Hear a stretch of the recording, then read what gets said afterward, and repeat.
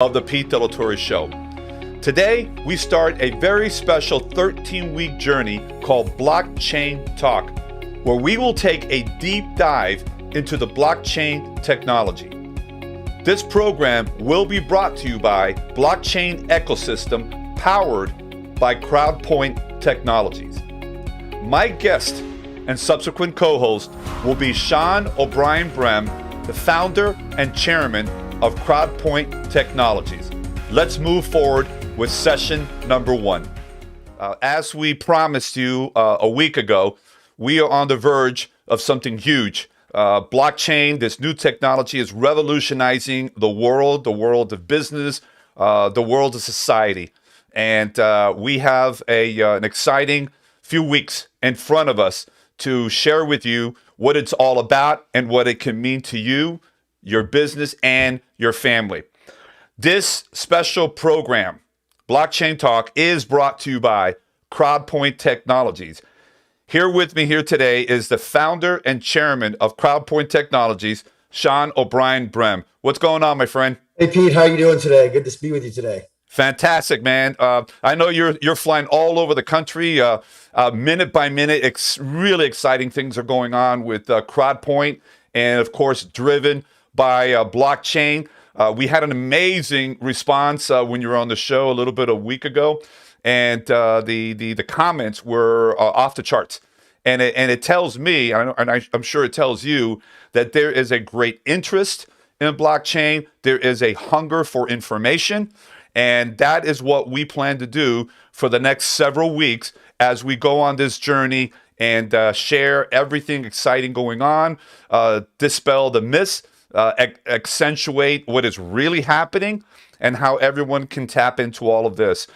We have much to talk about here. This is session number one. Each one of these broadcasts will be in terms of a session. So it's kind of like going to your local university and learning about blockchain. This is what we want to do here on a weekly basis. So, Sean, before we get into more in-depth into this conversation, give us a real short summary on blockchain. Yeah, certainly. Thanks very much for having us, and looking forward to having being on the next couple of weeks, as well as some other members of our teams. I think the biggest thing you want to understand is, we're going to really talk about what the blockchain is today and kind of go into where it's going. And it's really going to be about not just the blockchain. Now, the blockchain we've said in the past is really simple. It's just merely a distributed database. So it's imagine taking that Excel spreadsheet where let's say you want to have a birthday party and you put columns across the top and it says first name, middle name, last name, phone number, what this child's name is, are they coming to the party?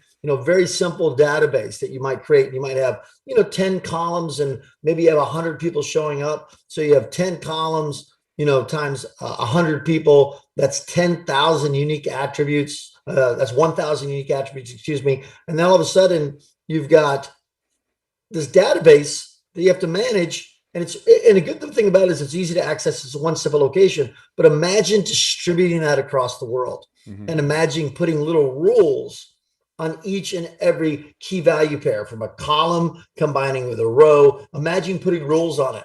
That's what the blockchain is. It's a distributed ledger. And once you make something that distributed, man, it allows you to put lots of other rules on top of that. And that's what we're going to talk to you today about. We're going to talk about, we got into it a little bit last time about being the fourth industrial revolution. Yes. But really what we need to understand is the blockchain is more than just a blockchain. It's really about a number of technologies that are coming together. Now, we briefly hit last time on the fact that blockchain has leveled the playing field for everyone, especially the small guy, the small business guy. Can you expand a little bit more on what that means and how blockchain can actually do that for the small guy? Sure. So, as you know, my background, I spent time in large corporations. I've built and sold companies. So everywhere from, the IBMs of the world to the Pacific Northwest. Big companies move slow. And it's not because they're full of people that aren't good intentioned or very technical. Right. They do have them.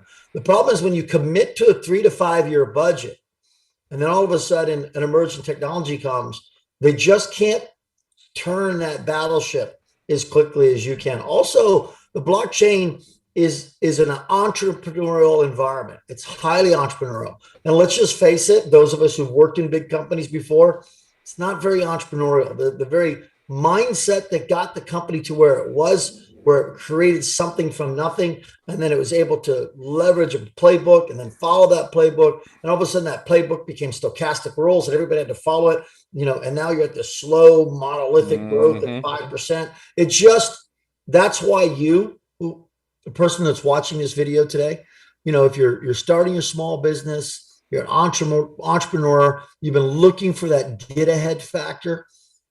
You know what, Pete? This is that get ahead factor. What you just described right now, Sean, is, in fact, when I started on my entrepreneur journey about 11, 12 years ago, it was during the Great Recession. It was when, everything was really, really bad. And it wasn't like COVID that was a sudden, health crisis. That recession was built over years of mismanagement, mistakes, greed. So it was a lot more of an economic fundamental situation as opposed to the COVID thing. So what you just said right now is and I thought about it back then, when you're on a cruise ship, it's going at a certain speed. It is huge, right? It's not going that fast.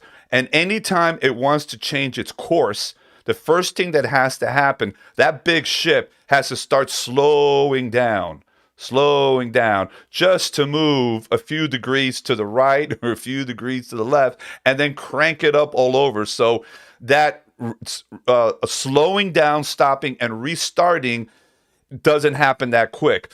All of us, especially the last few years and moving forward, we need to be like a speedboat. We've got to be able to move fast, to be able to go to the right, to the left. And it sounds to me that blockchain gives you that opportunity to be able to, because you're small, you can make those adjustments and pivot and reinvent yourself. No, you can. That's a great way to take it. You just can't turn that cruise ship that fast. But the other thing you need to understand is that big business has kind of changed its culture. Yeah.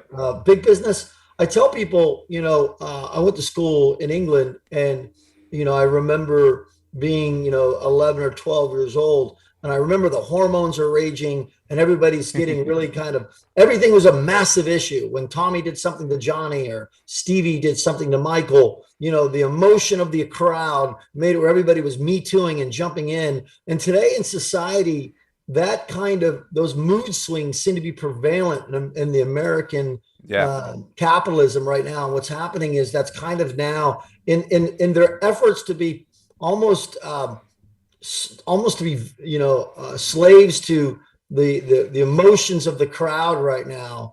The world has kind of changed, and we've moved away at the entrepreneur level from capitalism to this new kind of neo-feudalism. More and more big corporations are kind of taking control of cultures and individuals, policies, practices, and they're conducting surveillance capitalism.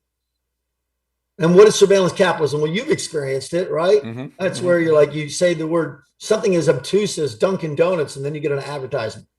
And so, unfortunately, for the big guys, the culture of the entrepreneur is like, hey, you know what?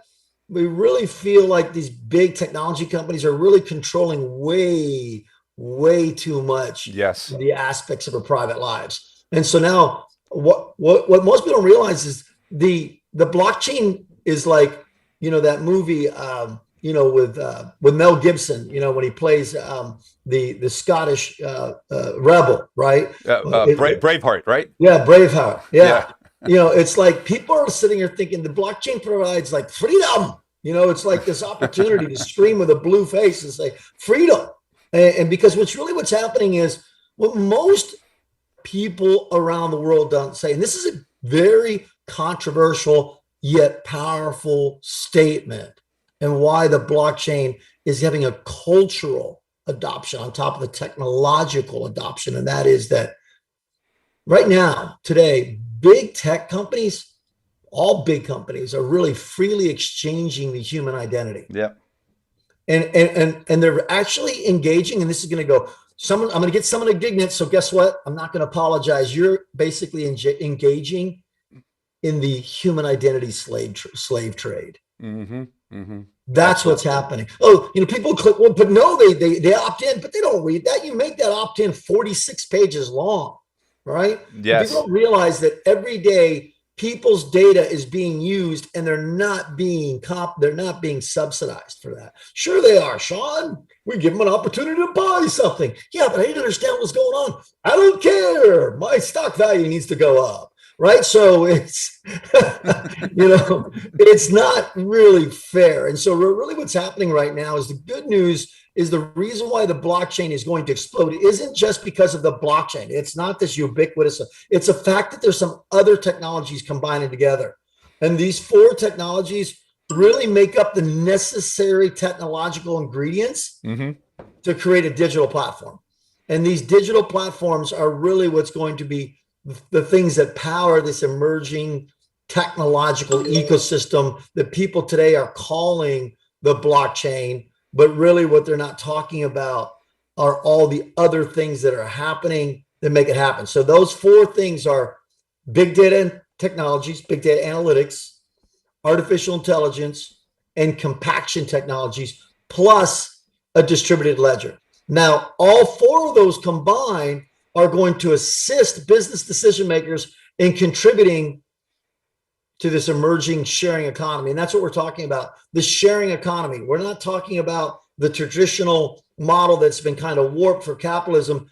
You see, the sharing economy is truly capitalism. The idea behind capitalism is, the difference between capitalism and socialism is, the old cow analogy. The cow analogy is like, well, we got a cow. Let's just cut it up into parts and give people from each according to their needs, to each according to their from each according to their needs, to each according to their abilities. The problem with that is somebody's got to determine who cuts up the cow. Somebody makes that call. Someone makes that call, and that's called the dictatorship of the proletariat, and that's called the vanguard of the elites. And guess what's happening? There's a lot of commonality between communism and today's neo-feudalism. There's some elites that are kind of, since we're so intelligent, we really should determine how this cow should be cut up. Then there's capitalism. Capitalism is like, no, you know what? Let's all share with taking care of the cow, and let's make sure that we can get milk out of the cow, and then we can share the profits from the milk, and then we can create more cows by partnering with someone else who owns a bull, and then we can create a new cow, and then we can share that. And then eventually, when we do get into maybe creating and sharing the meat out of it, that's truly based upon the amount of effort you put in. Wow, that sounds like a much more effective way to get back to that sharing economy. And so when you take those four technologies and you integrate them together, it's ushering in radically new business models. And I'm not joking about radical. You and I know what's going to come in the future conversations, but really what it means is every one of these technologies really plays a few unique roles. So big data analytics, that's going to use advanced analytic techniques against large amounts of data sets. So now all of a sudden you can analyze data outside the blockchain and only put its analytic summaries in a blockchain, right? And that's where it's going to decipher the data, right? Yeah. To put it kind of into their categories there. To understand them better, right? Yeah. So you got it. So what's happened is you're able to take massive amounts of data that's out there about you, and you can forecast what's interesting about you. And now all of a sudden, you can become a non-fungible token. Not you personally, but your buying habits become a non-fungible token. All that combined is pretty powerful, because you're going to be able to create a new kind of marketplace where it allows participants to deliver products, but the value of what you might buy is actually realized more efficiently, thereby giving you more value in the transaction. And the value is more real time? Would that be real correct? Time. Yeah. Real time. Because now you're basically, from the customer to the raw material provider, each participant in this kind of distributed ledger, or what we call an exchange, can securely, autonomously, transparently, and quickly share data. But they share data based upon a ledger, based upon rules. And now when you're involved in buying a home or buying a car or buying a kumquat, that portion, that attribute of your decision to buy becomes what's called a non-fungible token. And to understand, you've probably seen, heard the word NFT. What I thought I'd do is kind of quickly explain what an NFT is. But before I do that, I have to explain what fungibility means, right? So fungibility is the ability of a good or an asset to be readily assigned and interchanged for another of a like kind. So now here's what's interesting. The human identity is not interchangeable. The creator made you. You are unique. There's no other There's nobody else like me, and thank God for that. That's what I say all the time. And so the good news is, so now that you're unique, then your buying decisions are also unique. No, Sean, I know lots of people want to buy a car. No, it's still tied to something that's not tradable. Right. And here's the other thing that makes your buying decision non-fungible. And there's 4 key elements to that. Semantically, when you make a decision, how is it defined by you? The reason why you buy a car is not the same as what I buy a car. Then there's thematically. You may not want the exact color seat. You may not want the exact color car. You may not want the same radio. You want all these different features in buying a car. So then you've got semantically how you define what you want. Then you got thematically. Then you got temporally. Are you ready to buy a car today? Tomorrow? Right. Next month? I know when you walk into a dealership, they're all expecting to have a new customer. That's why you're there sometimes 4 hours. But yeah, I know what you're saying. Yeah. And then finally, so you've got spatially, thematically, temporally, which is time. Am I ready?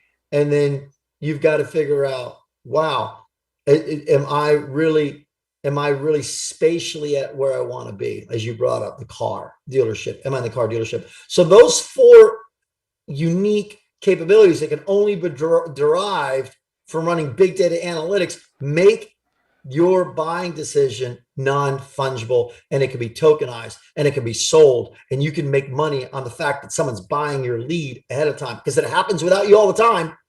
That's right. And you talk about that.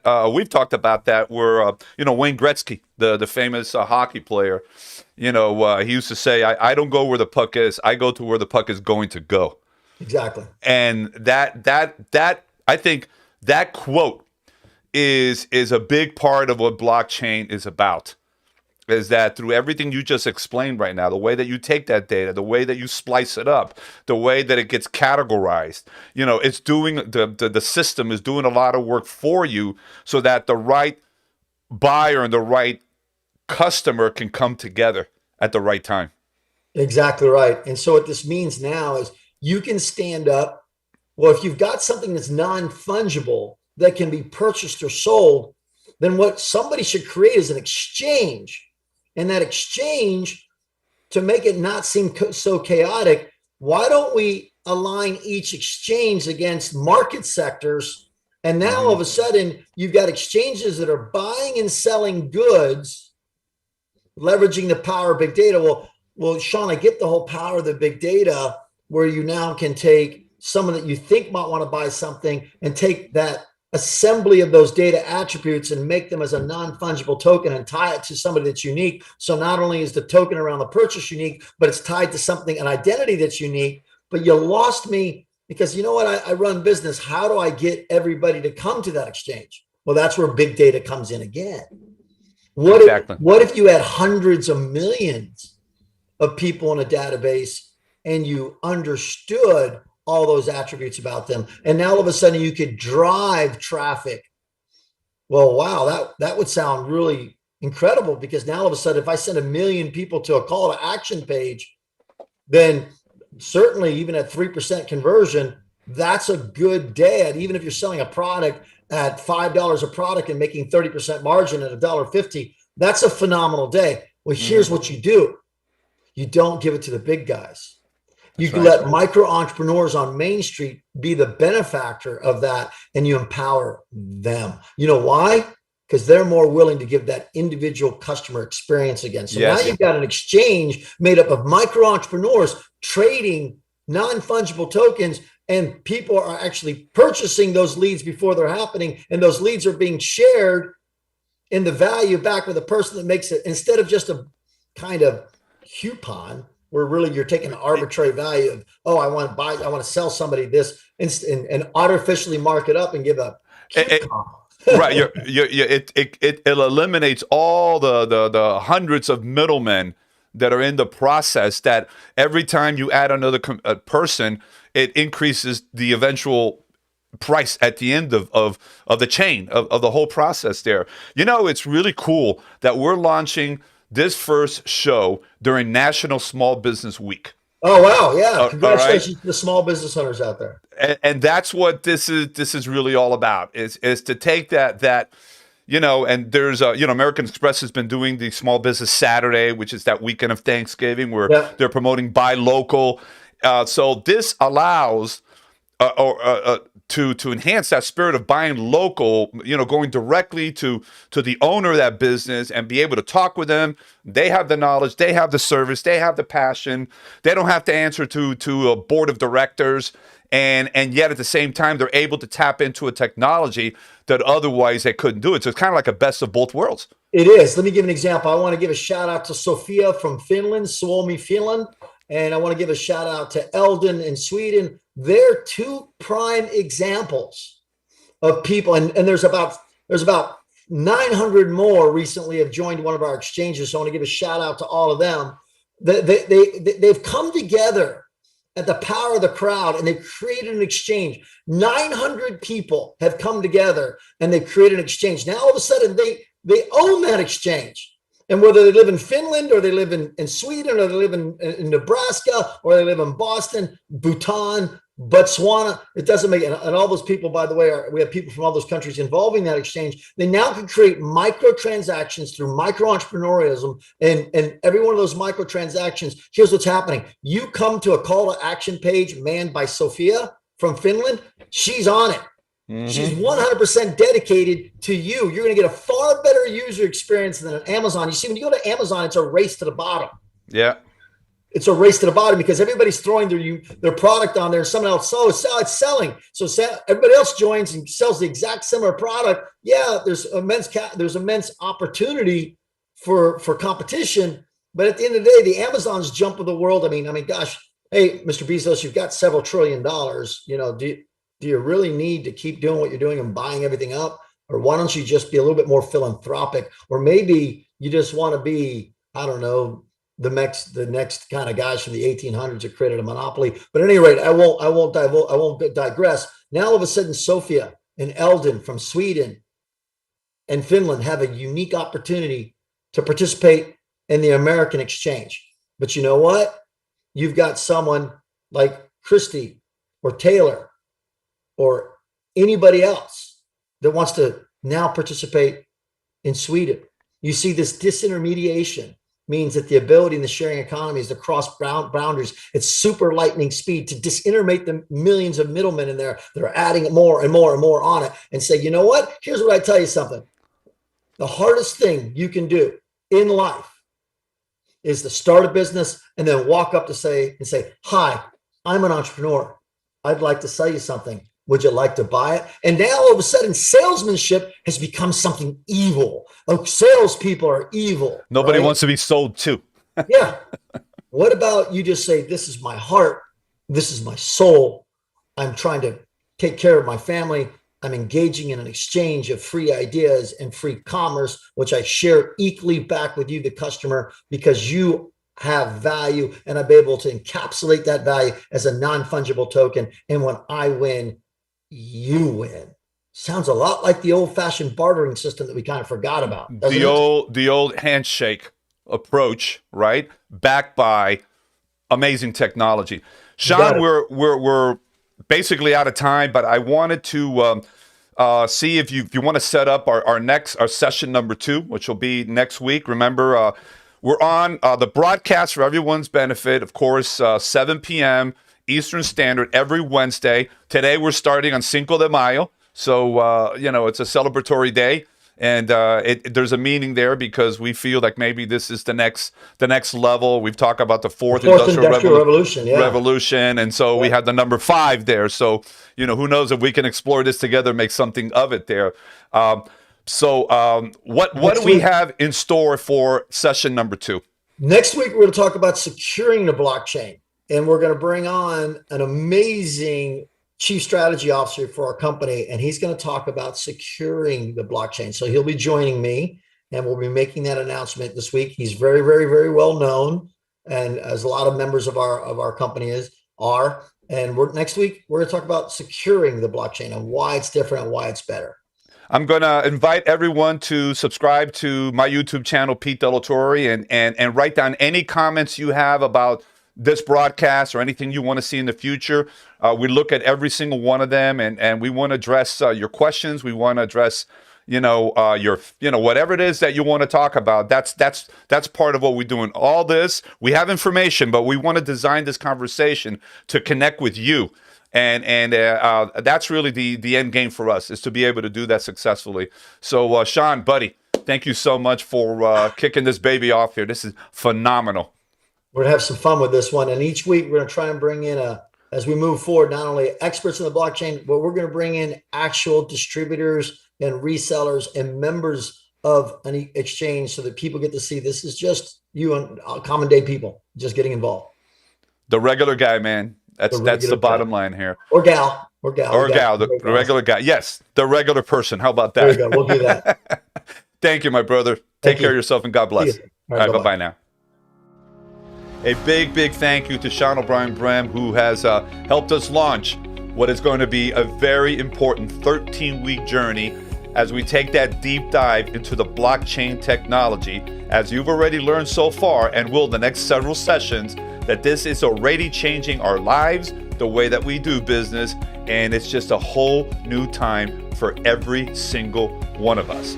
Next week, we will do session 2 and go into a little bit more information on what this is all about.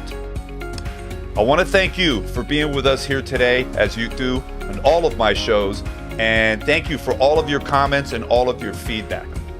I invite you to subscribe to my YouTube channel, Pete Delatorre, and follow me on Facebook, LinkedIn, and Instagram.